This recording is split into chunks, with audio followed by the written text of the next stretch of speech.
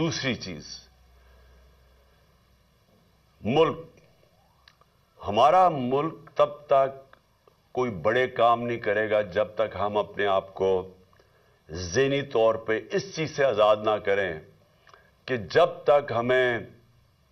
Super power کی جب تک ہمیں حمایت نہیں ہوگی، جب تک وہ ہم انہیں خوش نہیں کریں گے، جب تک ہم ان سے ڈکٹیشن نہیں لیں گے، جب تک ہم سارے اس خوف سے رہیں گے کہ وہ ناراض نہ ہو جائیں، جب تک ہم اس فکر میں پڑے رہیں گے کہ اچھا جی اگر وہ ہم روس سے سستا تیل لیں گے تو ہمارا یہ جو آقا ہے، جو ہمارا ماسٹر ہے، وہ ناراض نہ ہو جائے، جب تک ہم اپنے پیر پہ کھڑے ہو کے بحیثیت قوم جب تک ہم سٹرگل کرنا نہیں سیکھیں گے، ہم ایک آزاد ملک نہیں بن کے رہ سکتے۔ لا الہ الا اللہ، نہیں ہے کوئی خدا سوائے اللہ کے، یہ ایک بہت بڑا دعویٰ آزادی کا ہے۔ اس کے اندر پورا ایک فلسفہ ہے۔ محمد الرسول اللہ، انہوں نے، ہمارے رسول نے جو قرآن کے اندر لکھا ہوا ہے وہ چلتے پھرتے قرآن تھے،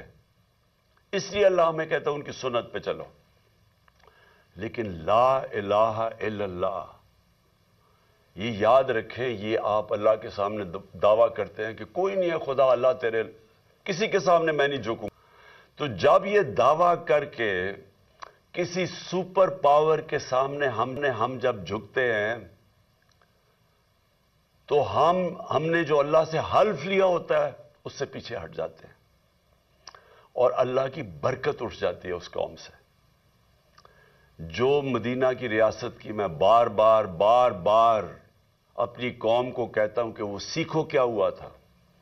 وہ دنیا کا تاریخ کا سب سے بڑا انقلاب آیا تھا۔ یہ ہیومن ہسٹری کے اندر لکھا ہوا ہے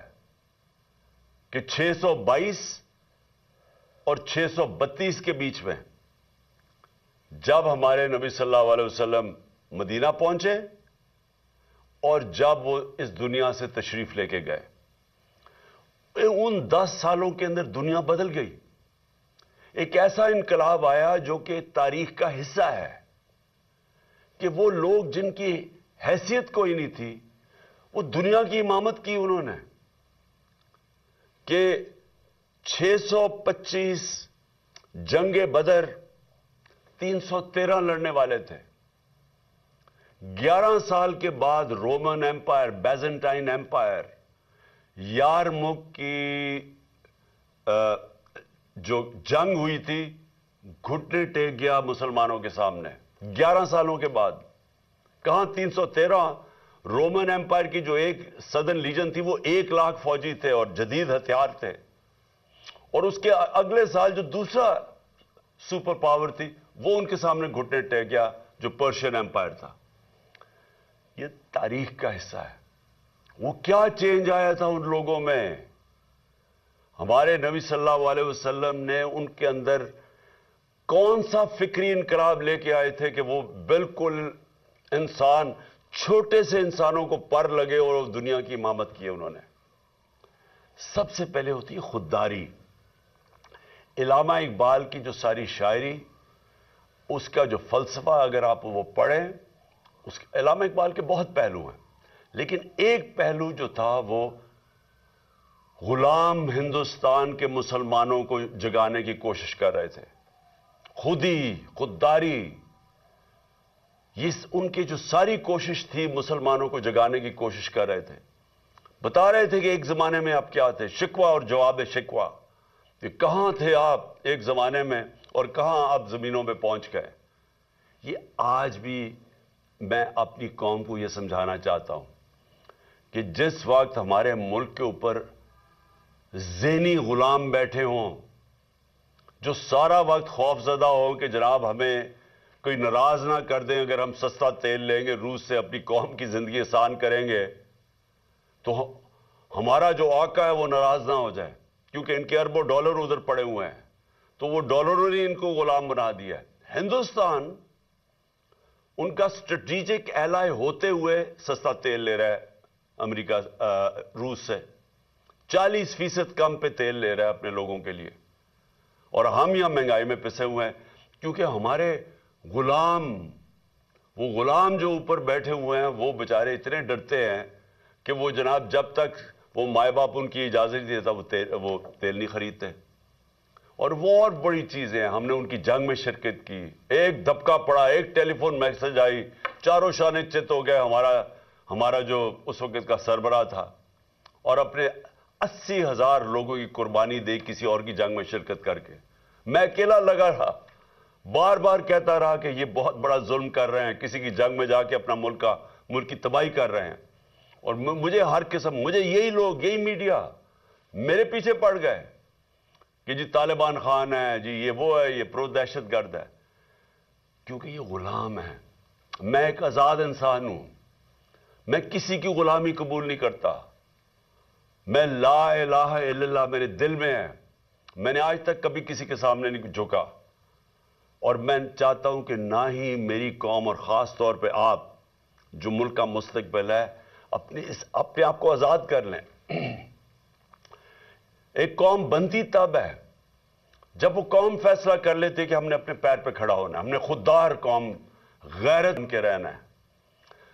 دنیا تب عزت کرے گی پاکستانیوں کی جب پاکستانی اپنی خود عزت کریں گے۔ جب یہ ایک دنیا کا اصول ہے، کبھی اگر آپ نے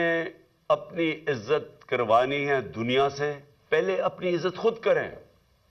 جب آپ بیکاریوں کی طرح کبھی وہ جو کہتا ہے کہ میں مانگنے تو نہیں آیا لیکن میں بڑا مجبور ہوں،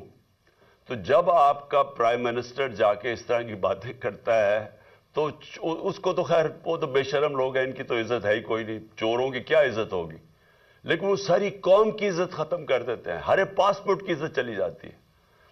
تو میں آپ کو آپ میرے فیوچر ہیں، یہ یاد رکھیں کہ یہ جو سب سے پہلے یہ بے شرمی کی زندگی گزارنی پڑتی ہے نا، ہاتھ پھیلا کے، جو اپنا پیسہ چوری کر کے ملک سے باہر بھیج دیتے ہیں، اربوں اربوں ڈالر کی پراپرٹیز میں وہاں رہتے ہیں بادشاہوں کی طرح، اور باہر لوگوں سے قرضے مانگ رہے ہیں کہ ملک چلانے کے لیے قرضہ چاہیے۔ تو یہ جو میرا دوسرا پوائنٹ یہ ہے کہ ہم ایک ملک وہ دیکھنا چاہتے ہیں، اور یہ مشکل راستہ، آزادی کا راستہ آسان نہیں ہوتا، آزادی کے لیے قربانیاں دینی پڑتی ہیں۔ جو ملک آزاد ہوئے ہیں قربانیاں دی انہوں نے، اور ایک اور میری بات یاد رکھ لیں، آپ نماز میں صرف اللہ سے ایک چیز مانگتے ہیں کہ اللہ مجھے ان کے راستے پہ لگا جن کو تو نے نعمتیں بخشی ہیں، اس راستے پہ نہیں جو اپنی تباہی کے راستے پہ چلے گئے۔ جو تباہی کا راستہ ہے وہ کئی دفعہ آسان راستہ ہے، وہ لوگ بڑا آسان راستہ لگتا ہے، جی ہم ایڈ لے لیں گے، دیکھیں جی محنت کریں گے نہیں، ایڈ لے لیں گے تو وہ پیسہ آ جائے گا، تو چلے جی ہم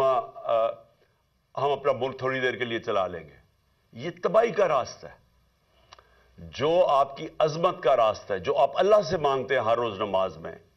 وہ مشکل راستہ ہے، وہ نبی صلی اللہ علیہ وسلم کا راستہ ہے، وہ آسان راستہ نہیں تھا ان کا، ان کی زندگی پڑھیں، مشکلوں کا راستہ تھا، لیکن کسی انسان کو وہ عظمت نہیں ملی۔ وہ چھوٹی سی ایک ریاست کھڑی ہوئی اور اس نے دنیا کا کئی سو ہزار سال تک مسلمان دنیا کی پاور بنے رہے۔ تو وہ ادھر مدینہ کی ریاست میں اصول طے کیے گئے تھے، اور سب سے بڑا اصول یہ ہے لا الہ الا اللہ، نہیں ہے خدا سوائے اللہ کے۔ ان کے پاس بھی 2 سپر پاورز تھیں، وہ بھی ان سے ایڈ مانگ سکتے تھے، مدد مانگ سکتے تھے، نہیں، انہوں نے اپنے پیروں کے اوپر کھڑے ہو کے